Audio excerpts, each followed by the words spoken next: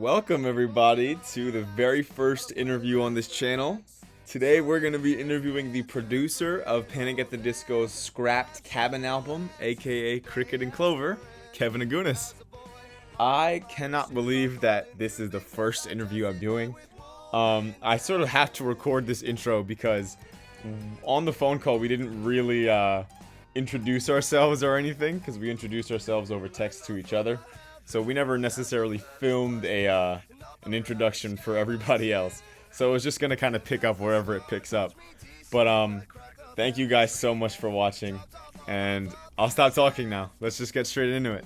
I think because they started in a cabin and then they moved to your studio.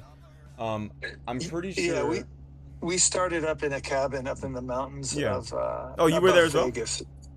Yeah, for part of it. Part of it.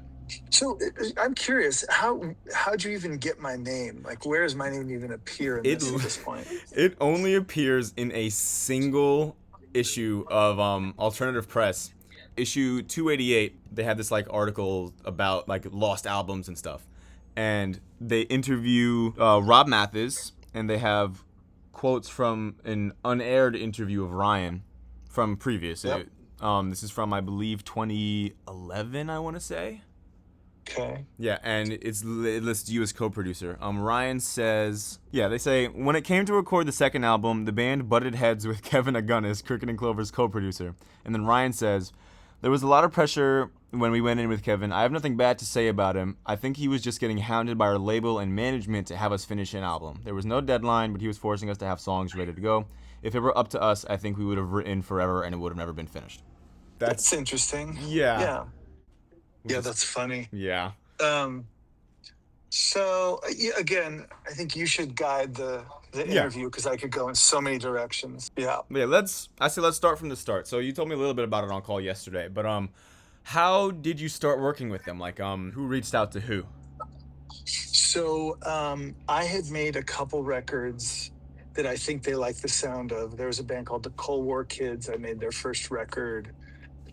There was a couple others, but their manager, Jonathan Daniels, was a good friend of mine. Mm-hmm. And Jonathan had me work with a lot of his bands. I worked with, I forget his name right now, but the lead singer, Fall Out Boy. Like, we wrote some stuff. Yeah, we wrote some stuff together. I think Tyga, the rapper, I worked with at the time because he was managed by Jonathan. Butch Walker, I made a record for him. These were all guys managed by Jonathan. Yeah, Butch went on to work with Panic a lot. Yeah, and then there was a couple other bands. I'm not remember the name right now. Hush Sound was one of his bands. I worked with them. So Jonathan and I were friends. I think he thought I was the right person to. They really wanted to go in a kind of more creative and esoteric direction, and I have a lot of, as you'll see in the studio there, I have a lot of vintage instruments and a lot of crazy things that I remember Rob Mathis said something about like a contra bassoon, whatever that is. Yeah. So I met the band through Jonathan. Jonathan sent me up to work with them, do a little pre-production at their the rented cabin up in the mountains of Nevada. Yeah. And Mount Charleston. I met them there. I went to a couple shows and met with them. We only met a few times, and they quickly moved out to LA, and we just started working right away. So I think I don't know exactly what the plan was. I was really hired as an engineer / co-producer, and Rob Mathis was supposed to produce the record. But the band came to LA, and then Rob showed up for a day or two, and then he left. He was gone. Yeah. So I made whatever I made with the band. It was just me and the band. But I don't know if they were considering it pre-production or what they were considering it. But the quote from Ryan or whoever, whatever you read me, is pretty accurate. Yeah. I think, Jonathan and the label is like, we need something out of these kids. You got to focus them in. You remember, they're very young at the time. Yeah. And so they wanted to sit around and basically smoke weed and play video games all day because they were tired from being on the road. Yeah. And I was like, come on, you guys, we got to get to work here, because I would be the one to get in trouble if we didn't get I felt like I was the camp counselor, you know what I mean? But there was a dynamic here, and then we'll leave it at this, and then I'll either call you in a half hour or we'll pick it up later. So Brendan by far is the most talented musician in the band, like by a long shot. He's highly talented, could play everything, sing his ass off, but he was fairly disconnected. He just wanted to smoke weed and just relax. I think he was burnt out from touring, but he's the Michael Jordan of the band. Like he was the strongest one. Spencer was probably the most responsible one. I really like Spencer. He was kind of the most mature one and the business minded and wanted to keep everybody together and focused. I think Ryan, the most tension in the band at the time to me is between Ryan and Brendan. It was kind of two camps. And then you had the new bass player, John, who just joined the band. He was trying really hard to write songs with Ryan and do the musical parts. And then that would annoy Brendan, and Brendan would kind of disappear. So it got really disjointed. It didn't sound anything like Panic. And I just felt like there was a power struggle going on early on. So what I did, I would get them to record stuff, and I knew Brendan was the most talented, so I'd pull out a Mellotron or a Chamberlain or a crazy keyboard. I'd set up some sound that I thought was cool, and I'd let Brendan get a little high, and then I would just put Brendan on a keyboard, and he would start going, and I'd record all of it. And then what I would do is when they were gone, I'd start cutting it up like a hip hop producer, and so anything people have heard, it's very cut up. That's me getting him to record stuff and then cutting it up, and then I'm turning it into a track. And then once I'd make a track out of it, I'd have Spencer play drums against it, and then I can't totally remember, but I'm going to say Ryan probably wrote the lyrics, and then Brandon came back in to record them. But a lot of those songs, I have not listened to them in years, they probably sound like half songs because they're probably repeated lyrics and just they're kind of ideas. But I was recording them like to an album quality level. So at this point, he had to hang up the phone, but in between our next phone call, I sent him the demo of Nearly Witches and the live recording of It's True Love. And then he called me back, and this is where that picks up. So you were saying about Nearly Witches? So there's a video of that. And I looked for it on my computer when we got off the phone. I was like, oh, shit. I remember, I want to say Shane shot and edited together a bunch of footage of us recording that song. I don't know where it is. I looked on my computer. I looked on Vimeo because I thought I might have had it up there, but I can't find it. I even got to look through emails and see if I can find it somewhere. But there's a video that exists of us recording that whole song. It starts off with me, and I'm like, I'm directing them, like, what we're going to do is we're going to do this, blah, blah, blah. And then it quick cuts in, it's Nearly Witches is the song.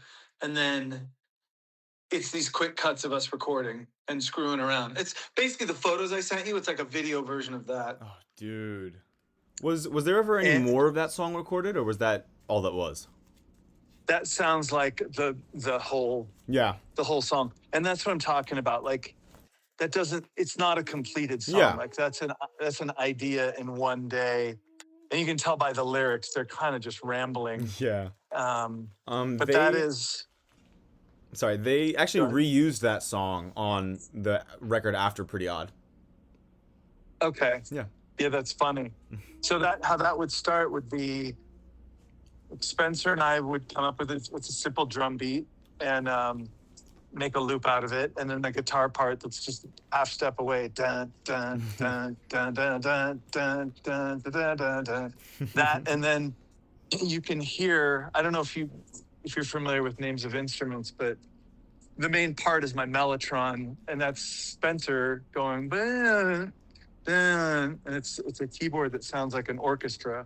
And then there's a tack piano in there, and that was basically the track. But that song was very much, I had just finished working with this producer named John Bryan on a record for this woman named Dido. And that's me doing, and John produced the early Fiona Apple records. So that's if you listen to like the second Fiona record, that's me being inspired by John Bryan. Wow. Doing that. And I could almost send you the track with all the parts of that song, Nearly Witches, are basically me being inspired by the Fiona Apple stuff and kind of getting the Panic guys to do that. Wow. So, and oddly enough, the stuff that I was inspired by to get them to do that is a Fiona Apple record that never got released. No way. And then later got re-recorded and became whatever record she put out in like 05. Was it It's bringing back Extraordinary now. Machine? Yes, exactly. Yep. That's what it is. Awesome. So you'll hear a lot of those, what would be called chromatic runs, and I would, and then all the tack piano stuff too. In that song, you can hear. That's all me being inspired by working on those records with John Bryan. I remember there was an interview where Ryan was asked about the influences on the new record, and he specifically named John Bryan. I read that you consider movie scores some of your biggest influences. Do you have any favorites? Yeah. I really love all of Danny Elfman's stuff, all of his movies, and John Bryan does some great stuff like Eternal Sunshine of the Spotless Mind and I Heart Huckabees. I like a lot of that stuff. Even older stuff really has been influencing me lately, like Wizard of Oz. Oh, really? Okay. Yeah. Yeah, because I was bringing that to them. Wow. They didn't know who he was or any of that stuff. Yeah. So I worked with John for a couple years and really got them into that stuff and those movie scores. And so that all makes sense. Wow. Yeah, I remember they were big on like a lot of Danny Elfman stuff, and they even wanted him to produce the record, even though he's not typically a producer. Yeah, they were really, when I met them, they were talking about Nightmare Before Christmas a lot. Yeah. So that was like a big thing for them. I'm pretty sure they first worked with Rob Mathis to record their cover of This Is Halloween. Oh yeah, I don't know about that. Maybe that is true. I'm not totally aware of that. What was I going to tell you? The second thing you sent me does not sound familiar. I don't think it's anything I worked on. Really? That's interesting. Which is, let's see, let me look here. Yeah, it looks like, and the video footage is like not from my studio or anything. It was a live performance. Like they did one show at Summerfest in Milwaukee, July 7th, 2007, and they played that one. There was an interview where that same interview where I mentioned that where Ryan talked about John Bryan. They asked Ryan, "Hey, are you gonna play any of the new material? Because you've only got one album." I was going to ask you because obviously 11 songs for a big headlining show like this is not going to be enough to get you through the whole night. Are you going to play any of the new material or? Yeah, we just have to figure it out. There's a lot of things that we've demoed, but there's a lot of stuff that's missing from the songs that we wouldn't be able to play live right now because we haven't recorded them. So if they sound good enough on their own, then we'll play them, and hopefully we can. And if not, then we'll have to try them out some other time. But if we can make it work, we'll play one of the songs live, which they did. Which is interesting. You say that you don't remember working on that, and I'm curious if it's like maybe you're forgetting, or if that's from something else.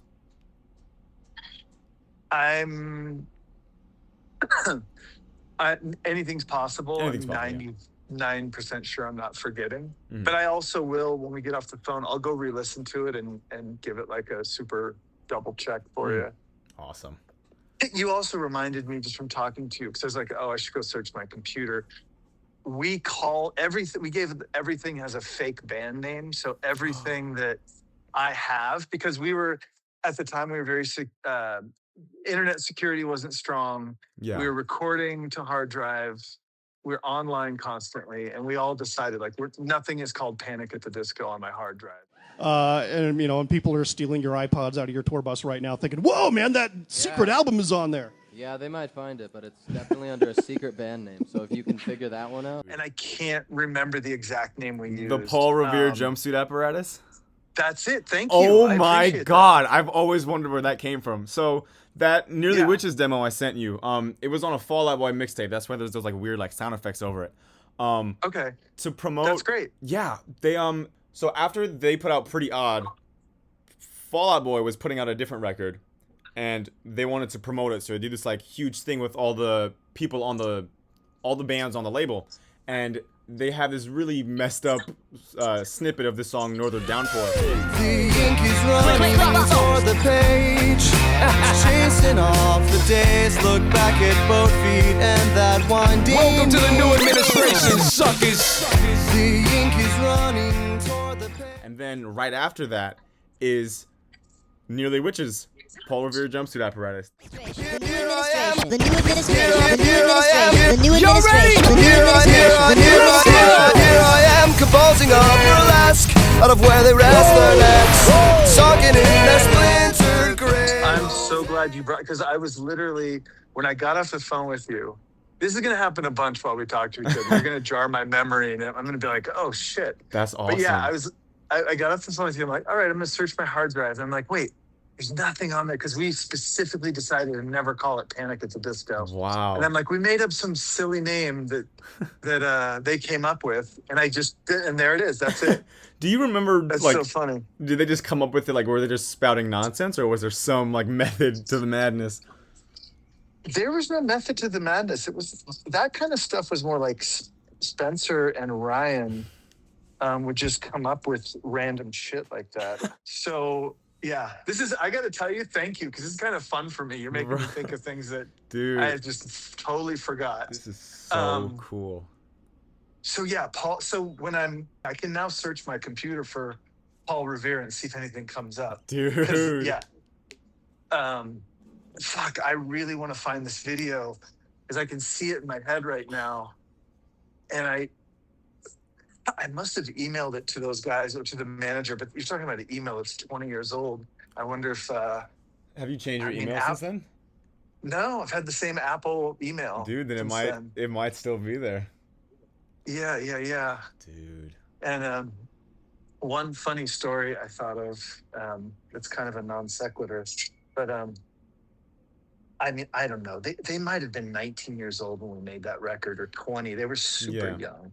So I was 37 at the time, or 36, and I had it was so funny. I had a brand new Porsche 911 when we made that record, and they had driven their cars from Vegas to LA, and they had cool cars for kids, but nothing crazy. And a week into making the record, Spencer and Ryan come to me. They're like, "What's that car you have? It's pretty cool." I'm like, "Oh, it's a Porsche 911." I'm like, "Really?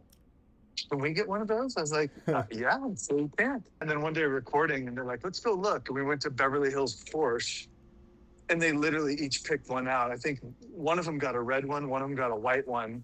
And it was just so funny. They're like, "How much are these?" And I think they were like 70 grand or 75 grand. And they're like, "Well, how do we pay for them?" It's just so funny. They had no idea what they're doing. And the salesman's like, "Oh, there's a Bank of America down the street." And they just went down to the Bank of America, got cashier's checks, and each just bought a Porsche and drove it back to the studio. And it was so funny to watch teenagers do something like that, you know. Wow. That's awesome. Anyway, it's just a funny story. That's really awesome. Just like anybody else would be like, "Where'd you get those jeans?" And then they would go to the store and buy a pair of jeans. They just bought with Porsches. That's really funny. Yeah. Yeah. All right. Yeah. What else? All right. So when you first met with them, because you said that you went a couple times up to the cabin, how much did they have, like, on hand? Like, when you first met them, how much material did they have? I don't think I heard any. Wow. Or at least I don't remember hearing it. They were kind of setting up to just jam and try stuff out. But I don't remember sitting down and hearing any complete demos of any kind. Yeah. Interesting. Yeah, I don't remember there being specific demos yet. Interesting. Before the record was scrapped, Ryan did an interview where he said, "We've got about 9 songs complete with lyrics and melodies and everything. Right now, we're still finishing writing the last 3 or 4 songs."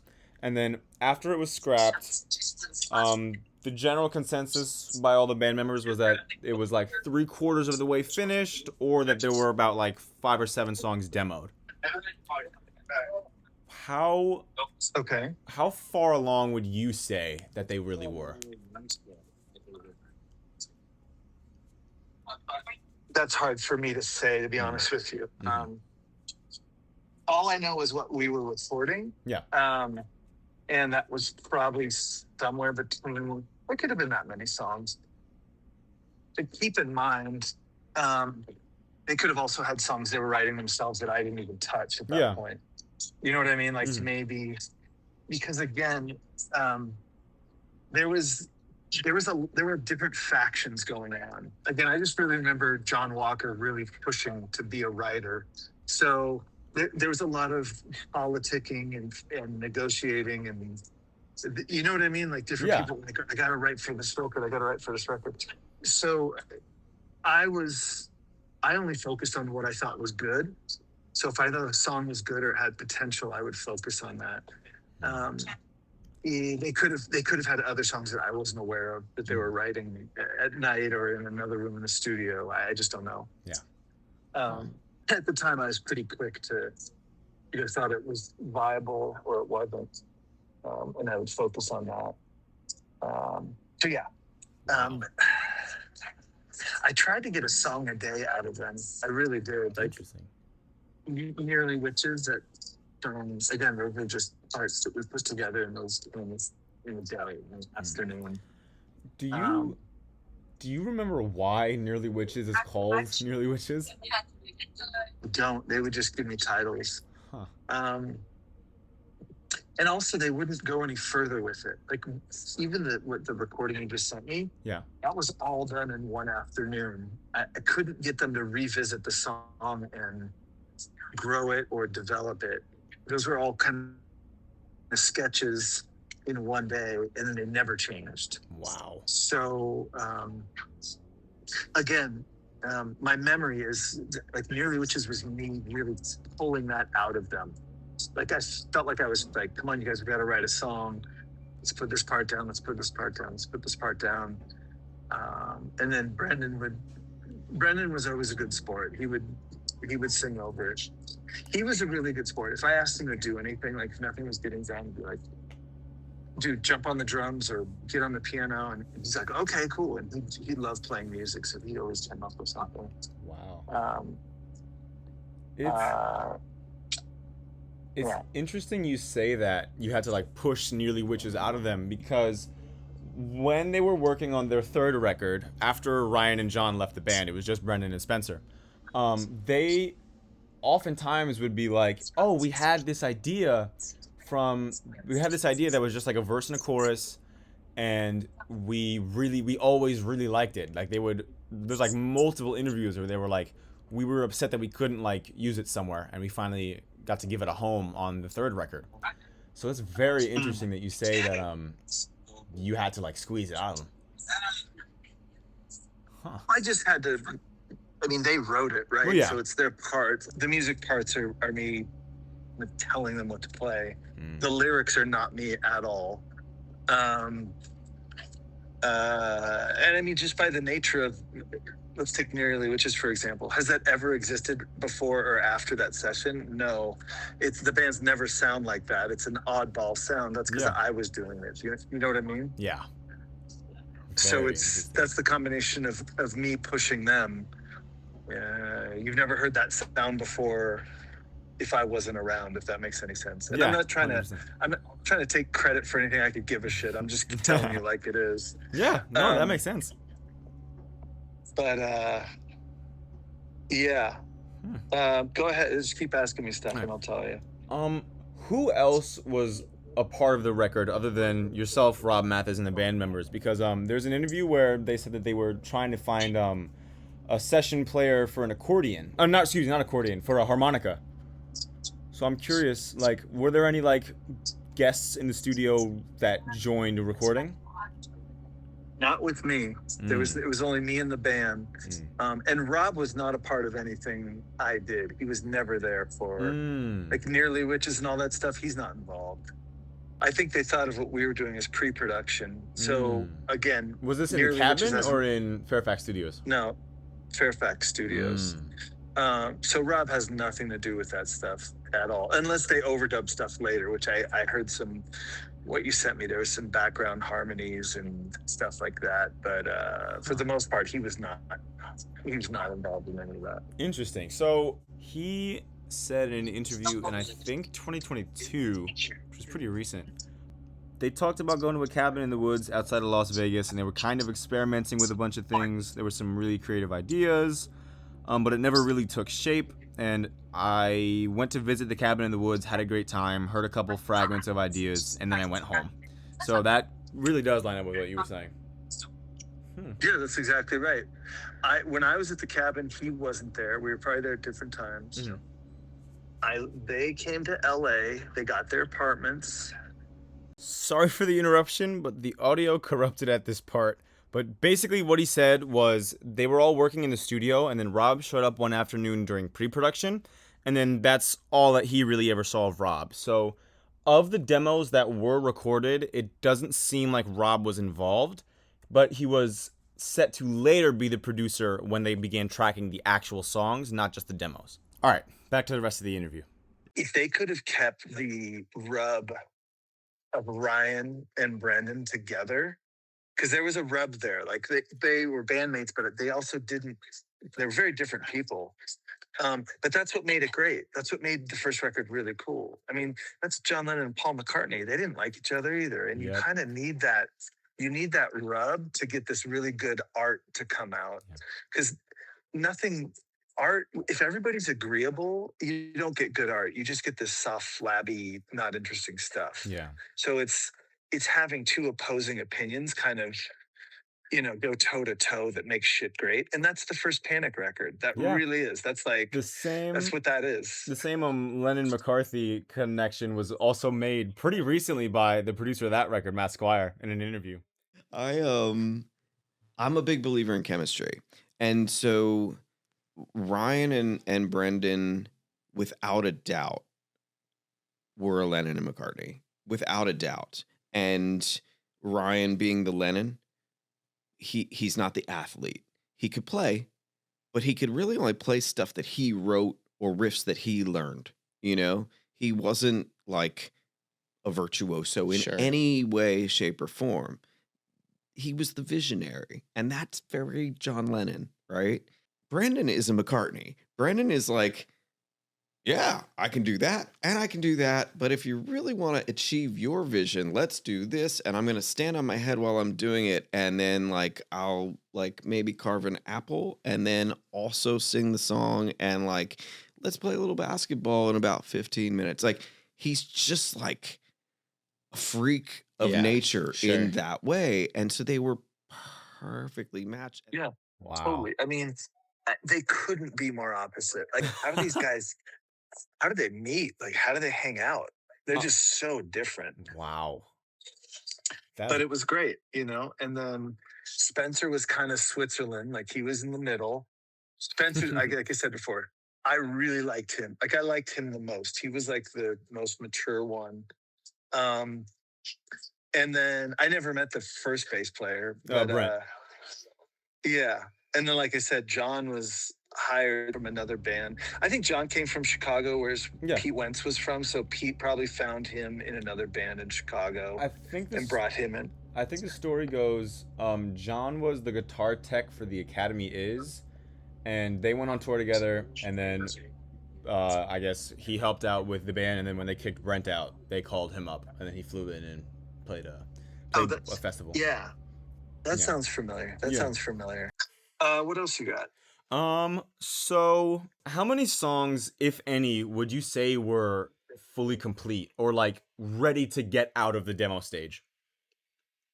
Say none. Wow. Because everything, like I said before, everything was, I'd try and get them to cut a song. We'd do a demo, nearly, which is to me that's just a demo of an idea. It's not even a full song.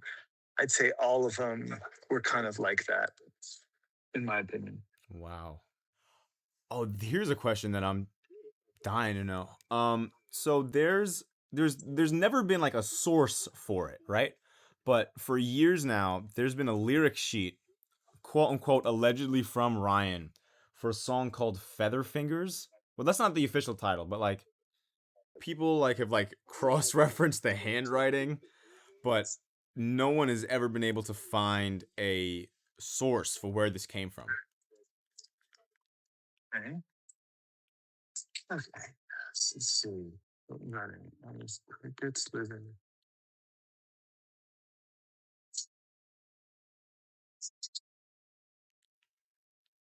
We had a song called Cricket and Clover. Does that mean anything to you? That was the working title for the album. They said that does this ring a bell? Because in interviews they said that the concept of the record was about the two main characters named Cricket and Clover, and like a doomed love affair kind of thing. Yeah. Yeah. Again, Nightmare Before. They're trying to do Nightmare Before Christmas. That's literally what's going on there. Wow. Cricket and Clover was a song or a demo. So was the record going to be called Cricket and Clover, or was there a different title being thrown around? I don't remember. I don't know if we got that far. Yeah. I guess that leads me to my next question. Was there ever like concept art for like album titles or like set design for the tour? We didn't get that far. We were so early in the process. Wow. So at this point, his flight had to take off and we hung up the call. I'm going to end part 1 right here. Hopefully part 2 will be out within about a week. There's still a lot more audio to edit down, and we may even have some more phone calls. So expect a few more parts coming within the next couple weeks or months. So thank you guys for sticking around. That's been part 1. If you want to know when part 2 drops, please make sure to subscribe and share the video to any Cricket and Clover fans out there. All right, thank you guys for watching. I'll see you guys in part 2. An operatic skeleton